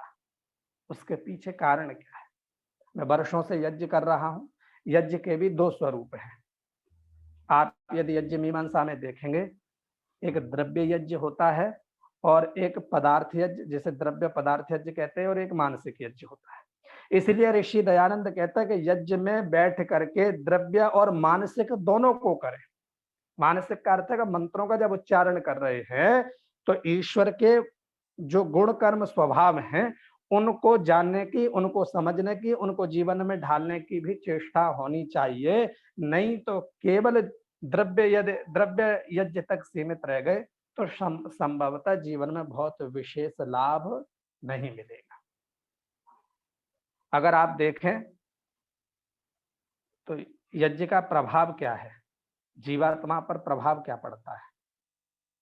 आप अपने मस्तिष्क में, आपने देखा होगा आपके फोन में मेमोरी होती है, जो आपसे किसी ने कुछ महीने पहले, कुछ साल पहले कोई बात कही, और जैसे ही उसका प्रकरण आया, आपको वो पुनः पूरा संस्मरण याद आ जाता है। आपने आज से 6 महीना पहले, 2 महीना पहले आपने अपने फोन में कोई फोटो, कोई वीडियो कुछ सेव किया, आपको जैसे ही जरूरत पड़ी उसे आपने जाकर के फोल्डर से ले लिया। इसका अर्थ क्या था कि जब आपको आवश्यकता पड़ी, आपने मेमोरी से उस चीज को ग्रहण कर लिया। उसी प्रकार से आपके मस्तिष्क में भी चित्त रूपी मेमोरी है। आप जो भी करते हैं वो सब उसी में संचय होता है, और जब जब आपको आवश्यकता पड़ती है तब तब उन चीजों को आप ग्रहण कर लेते हैं। इसलिए जो चित्त है, उस चित्त को स्वच्छ रखना है, और उस चित्त को स्वच्छ कैसे रखना है? पहले तो अपने मस्तिष्क में किसी भी प्रकार को, आप अगर चाहें तो YouTube पर उसका एक छोटा सा सर्वे पड़ा हुआ है। एक जी न्यूज जो शाम को एक जो जी न्यूज चैनल है, उस पर एक शाम को रिपोर्ट कई बार DNA करके आती है। उसमें गायत्री मंत्रों की शक्ति के विषय को लेकर के एक बार चर्चा आई। आप जब मंत्रों का पाठ करते हैं तो आपके मस्तिष्क में 1 सेकंड में 1,25,000 के आसपास तरंगें उठती हैं एक मंत्र का पाठ करने से। अब आपने देखा होगा कि आपके जीवन में कई बार कोई वस्तु आप रख देते हैं और फिर उस वस्तु को रखने के बाद आप भूल जाते हैं, और जब भूल जाएंगे तो आप फिर उसे ढूंढते हैं, फिर थोड़े समय बाद आपको याद आ जाएगी। तो ये जो मस्तिष्क का पिछला जो भाग है, इसमें एक गावा नाम का केमिकल होता है। उस केमिकल में, वो जब केमिकल सूखने लगता है, जब शुष्क हो जाता है, तो आपकी जो स्मृति है, जो याद करने की जो शक्ति है, वो क्षीण होने लगती है। और अगर वो केमिकल जब सक्रिय होता है तो आपको स्मृति आपकी तेज होती है, और आप बच्चों में ये देखते हैं। तो इसका अर्थ ये है कि वो जो एक तरंगे हैं जो क्रिएट करती हैं, वो मंत्र के द्वारा करती है, वो योग के द्वारा करती है, वो अच्छे अन्न खाने से जो शरीर में जो एक सामर्थ्य, जो शक्ति उत्पन्न होती है, उससे वो संचित होती है। तो जो गावक नाम का केमिकल है, वो लगभग 2 ग्रुपों पर, वो उसके लगभग 5 से 6 महीने के उस पर सर्वे हुआ, और 2 ग्रुप बनाए गए। एक ऐसा ग्रुप जिससे गायत्री मंत्र और त्रयंबकम का मंत्र जो कानपुर और एम्स के टीम ने किया, तो देखा कि 6 महीने के बाद, लगभग उसके 1-1.5 साल बाद उसकी रिपोर्ट प्रकाशित हुई। तो जो व्यक्ति गायत्री मंत्र का पाठ करते थे, जप करते थे, उन व्यक्तियों के अंदर वो गावा नाम केमिकल था, वो सक्रिय था। और जो व्यक्ति ऐसे सामान्य तौर पर रह रहे थे, उनका वो निष्क्रिय था, मतलब बहुत ज्यादा उसमें कोई गति नहीं थी। इसलिए मैं कहना चाहता हूं कि जब भी आप करें, यज्ञ में गए, यज्ञ में बैठे और फिर नॉर्मल सामान्य होकर के लौट आए, इसलिए यज्ञ को जीवन का हिस्सा नहीं बनाया। यज्ञ में पहले आप यदि वैदिक परंपरा में देखेंगे, आप यदि सीरियल के माध्यम से जानना चाहेंगे, महाभारत और रामायण में आप देखेंगे, तो यज्ञ के अंदर किसी भी प्रकार के कोई जो अन्य वस्त्र नहीं पहनता था, कोई एक वेशभूषा परिधान होता था। आप यज्ञ में आए हैं, सबके देखेंगे तो सामान्य तौर पर पीत वस्त्र दिखाई दिया जाता है। वो विधान ये था कि चाहे यज्ञ में कोई सामान्य पुरुष आए, चाहे कोई धनाढ्य आए, चाहे कोई राजा आए, चाहे कोई गरीब दरिद्र आए, यज्ञ में, यज्ञ की वेदी पर बैठने से किसी के मन में किसी प्रकार का कोई अहम भाव या किसी के आभूषण परिधानों को देख करके किसी के मन में हीन भावना उत्पन्न न हो। वो यज्ञ में बैठेगा, केवल उस समय आप ईश्वर की व्यवस्था के लिए आए, इसलिए वहां वेशभूषा का, यज्ञ का परिधान का विधान है। क्योंकि बहुत बार देखा जाता है, वेशभूषा को लेकर के मन में हीन भावनाएं उत्पन्न हो जाती हैं। इसलिए हमारे यहाँ वैदिक परंपरा में यज्ञ के वेशभूषा का विधान था। तो देखना है कि हमें यज्ञ से जुड़ना है, यज्ञ के विषयों से जुड़ना है, हमें अपने जीवन को अच्छे विचारों से जुड़ना है। इसलिए यज्ञ हमेशा मंत्रों से ही किया जाता है। मंत्र का अर्थ है मनन करना। मनन अर्थ का अर्थ है कि हमें अपने जीवन में जो ऊहापोह की स्थितियां हैं, उनको खत्म करना है। अब जीवन में बहुत बार समस्याएं आती हैं, और समस्याएं को समाधान कैसे करना है, तो समाधान आपका सात्विक चिंतन ही करना पड़ेगा। 1950 में हार्वर्ड यूनिवर्सिटी में एक रिसर्च हुई, और वो रिसर्च चूहे पर की गई। चूहे को एक टब में, पानी था, पानी के टब में चूहे को डाला गया, और देखा कि थोड़े समय बाद वो चूहा डूबने लगा। जब वो चूहा डूबने लगा, तो उस जो साइंटिस्ट थे जो प्रैक्टिकल कर रहे थे, उन्होंने थोड़े समय बाद उस चूहे को फिर से उठाया, और जब वो चूहे को बाहर निकाला तो थोड़े समय बाद उसे सहलाया और चूहा नॉर्मल हुआ, और फिर अपने जैसा पहले था उसी तरीके से भागने लगा। देखा थोड़े समय बाद चूहे को फिर डाला, तो फिर उसका थोड़ा समय बढ़ा, क्योंकि पहले लगभग वो 2 से 4 मिनट में डूबने लगा था, अब वो 10 से 12 मिनट उसमें पानी में प्रयत्न करने लगा। जब वो दोबारा डूबने लगा, दोबारा फिर निकाला, थोड़े समय बाद वही फिर किया, सामान्य हुआ, तीसरी बार डाला। जब तीसरी बार उस चूहे को उस जल में डाला, तो वो लगभग 60 घंटे तक वो उसमें अपने जीवन और मृत्यु से संघर्ष करता रहा। अर्थ ये, फिर उस रिसर्च को जो नाम दिया गया, वो दिया दी होप एक्सपेरिमेंट, यानी आशा ही जीवन है। संसार में आप किसी भी व्यक्ति को उठा कर देख ले, चाहे महापुरुष से लेकर के सामान्य व्यक्ति तक, सबके जीवन में समस्याएं होती हैं, लेकिन व्यक्ति के ऊपर है कि उन समस्याओं का समाधान कैसे करता है, उन व्यक्ति उन समस्याओं के बारे में चिंतन कैसे करता है। यदि आपके पास एक अच्छी गति होगी, आपके पास सुमति होगी, आपके पास सुबुद्धि होगी, तो आप उन समस्याओं को समस्या न मान करके आप एक अच्छी तरीके से प्रयत्न कर करके उन भारी दुखों से आप बच सकते हैं। यानी जब वो चूहा डूब रहा था तो उसके जीवन में जब 2-4 मिनट बाद जब विपत्ति आई तो जिस साइंटिस्ट ने निकाला था तो उसे एक जीवन की किरण मिली। जब चूहा डूबने लगा, फिर उसी हाथ ने उसे दोबारा बचाया, फिर जीवन में एक नई उम्मीद आई। इसलिए जब जब जीवन में कष्ट आए तो ध्यान रखना, ईश्वर कोई न कोई व्यवस्थाओं को, कोई न कोई आपके अनुकूल आचरण को प्रदान करेगा, जिससे आप उन्हें प्राप्त करके अपने जीवन में समस्याओं से बाहर आ सकते हैं। समस्या ये है, समस्या को समस्या ना माने, अपनी यथाशक्ति सामर्थ्य और अपने बुद्धि और विवेक से जब आप चिंतन करेंगे तो निश्चय ही आप उस जीवन की समस्याओं से, जीवन के दुख से बच जाएंगे। और अच्छे विचारों का प्रभाव क्या होता है, अच्छे व्यक्तियों के से मिलने से आपके जीवन में क्या लाभ मिलता है, आप देखेंगे कि अगर आप 10 मिनट तक आप यदि कहीं यात्रा कर रहे हैं और आप किसी 10 मिनट तक भिखारी के पास बैठ जाएंगे तो आप महसूस करेंगे जिंदगी बहुत मुश्किल है। मैं ये कहना चाहता हूं कि जैसे व्यक्ति की आप संगति करेंगे, जैसे व्यक्ति के साथ आप रहेंगे, जैसे व्यक्ति से आप बात करेंगे, वैसे ही आपके मस्तिष्क पर प्रभाव पड़ता है, वैसे ही आपके विचार, वैसा ही आपका चिंतन उत्पन्न होता है। आप भिखारी के पास बैठे, भिखारी से बात की, आपको लगा जीवन कुछ नहीं है, जीवन में बहुत समस्याएं हैं। आप 10 मिनट यदि किसी शराब पीने वाले व्यक्ति से बात करेंगे तो क्योंकि जो एक शराब पीने वाला व्यक्ति है उसके जीवन में कोई दायित्व नहीं होते। आप थोड़ी देर बात करेंगे, महसूस करेंगे जीवन कुछ नहीं है, क्योंकि उनके ऊपर कोई जिम्मेदारियां नहीं। मैं कहना यह चाहता हूं कि जैसे व्यक्ति से बात करते हैं वैसे ही विचारों का प्रभाव होता है।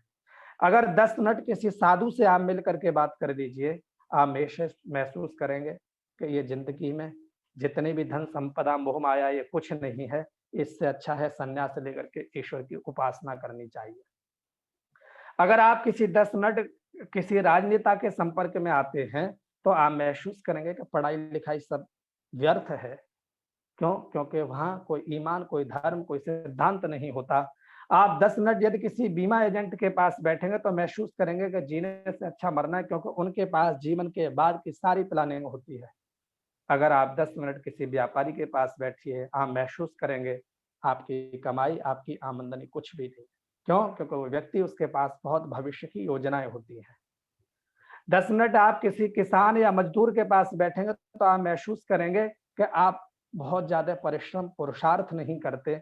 इनके किसानों को देख करके, एक मजदूर के देख करके आपके जीवन में कोई बहुत बड़ा पुरुषार्थ नहीं है। आप 10 मिनट किसी साइंटिस्ट से बात कर लीजिए तो आप महसूस करेंगे कि आपकी दुष्टता, आपके अज्ञानता का ही कारण है। आप अगर 10 मिनट अच्छे अध्यापक के पास बैठ जाइए तो आप महसूस करेंगे कि काश मैं भी अभी विद्यार्थी बन जाता, या मुझे सही समय पर कोई अच्छा गुरु उपलब्ध हो जाता। आप किसी 10 मिनट किसी फौजी से बात करें तो आपको पता चलेगा कि आपका त्याग कुछ भी नहीं है। अगर 10 मिनट किसी अर्थी के साथ शमशान घाट में आप चले जाएं तो ऐसा लगता है कि जीवन कुछ नहीं है, जीवन की यही गति है। और अगर आप थोड़ी देर किसी अच्छे ज्ञानी के पास मिल जाएं तो आप अनुभव करेंगे कि ज्ञान के अलावा इस संसार में कुछ भी नहीं है। तो कहने का प्रयत्न ये है कि जैसे व्यक्तियों के साथ आपकी संगति होगी, जैसे व्यक्ति आप चिंतन करोगे, उसी के आधार पर आपके परिवार का, आपके मस्तिष्क की विचारधारा उत्पन्न होती है। इसलिए अच्छे से रहें, अपना बुद्धि, अपना विवेक, अपने ज्ञान के सामर्थ्य से अपने जीवन की गति को बढ़ाएंगे तो संभवतः जरूर लाभ मिलेगा, आपके जीवन की सदगति होगी। ध्यान रखना, जीवन में जो कुछ उत्पन्न होता है उसका मूल अन्न है। अन्न से मन बनता है, मन से विचार बनते हैं, विचार से वाणी बनती है, वाणी से व्यवहार बनता है, और व्यवहार से हमारे परिवार का वातावरण बनता है, और उस वातावरण से ही सुख और शांति की प्राप्ति होती है, आनंद की अनुभूति होती है। इसलिए अपने जीवन में कभी नकारात्मक विचार न लाएं, अपने परिवार में नकारात्मक विचारों का कोई ऐसा कार्य न करें जिससे कि हमारे घर का वातावरण दूषित हो, जिससे हमारी संतान, हमारे बच्चे या फिर हमारे परिवार के अन्य सदस्यों पर कोई ऐसा प्रभाव पड़े। इसलिए निरंतर अच्छे विचार मनन करते हुए, मंत्रों का मनन करते हुए, ऋषियों की परंपरा के ऊपर चिंतन करते हुए अपनी जीविका को अग्रसर करें। यही यज्ञ का, यही अपने जीवन का आधार है कि जब तक आप रहें, स्वच्छ रहें, स्वच्छंद रहें, आत्मा पवित्र करने का प्रयत्न करें। क्योंकि मैंने बताया कि जैसे मेमोरी में सेव होता है, वैसे चित्त में सब कुछ आपका सेव होता है। चित्त ही सूक्ष्म संस्कारों का रूप लेकर के आपको इस जन्म और अगले जन्मों तक उसका फल प्रदान कराने वाला होता है। इसलिए निरंतर अच्छे विचारों का ही चिंतन करना चाहिए। यही यज्ञ का संदेश है। ओम शांति। समय पूर्ण हो गया जी।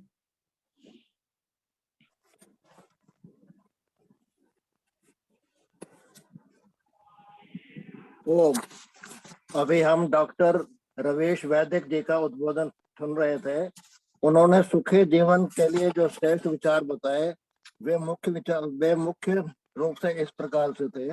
हमारा परिवार संयुक्त हो, हमारा मन शुभ संकल्प वाला हो, हमारी काया निरोगी हो, हम बच्चों को अच्छे संस्कार दें, किसी का अपमान ना करें, हमारा अन्न शुद्ध हो, और जो वास्तविक बात है वो है कि यज्ञ को हम अपने जीवन का हिस्सा बनाएं। तो डॉक्टर साहब के ये विचार वैदिक मान्यताओं पर आधारित हैं। उनका बहुत बहुत धन्यवाद। पिछले सप्ताह हमारी संस्था के कुछ सदस्यों ने अपना जन्म दिवस मनाया था।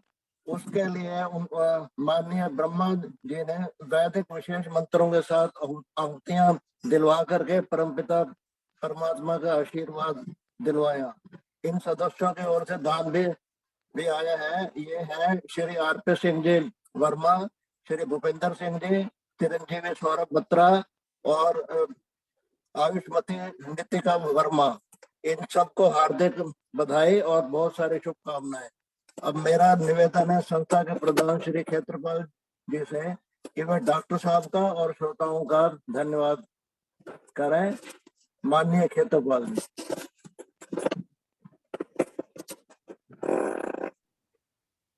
आज के इस ऑनलाइन सत्संग में आप सभी को आयुष्मान सुंदर की ओर से बहुत बहुत शुभकामनाएं।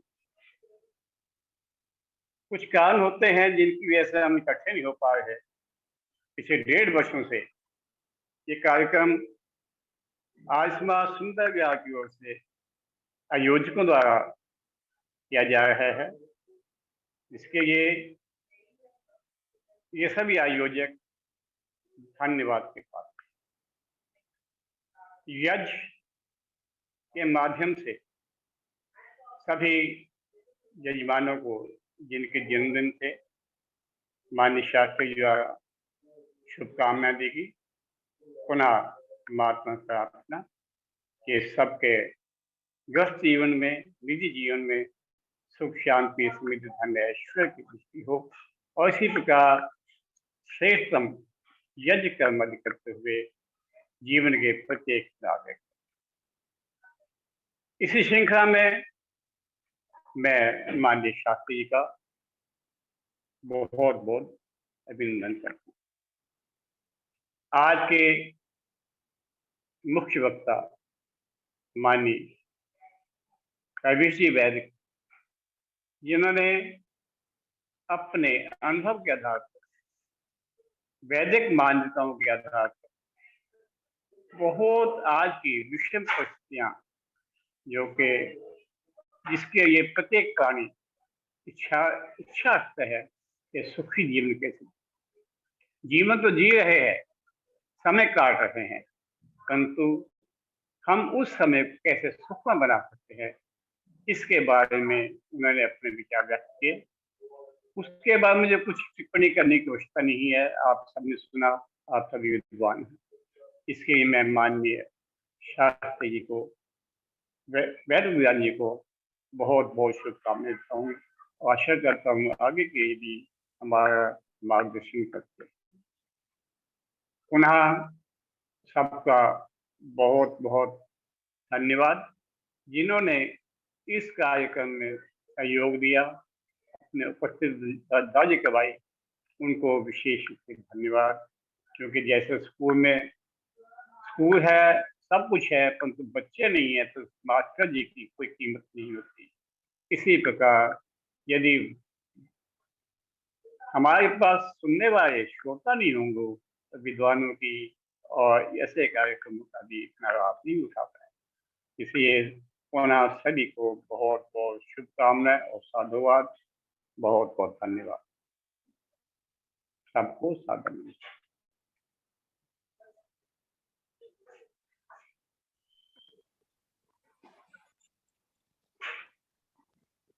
माननीय प्रधान जी का बहुत बहुत धन्यवाद। हमारा अगला साप्ताहिक कार्यक्रम 11 जुलाई को होगा और उसमें हमारे माननीय भूपेंद्र जी का प्रवचन रहेगा। आप सबसे निवेदन है कि अधिक से अधिक संख्या में जुड़े। अब मेरा निवेदन है संस्था के पुस्तकालय अध्यक्ष श्रीमती संगीता वधवा जी से वे आकर के शांति पाठ कराएं। संगीता वधवा जी।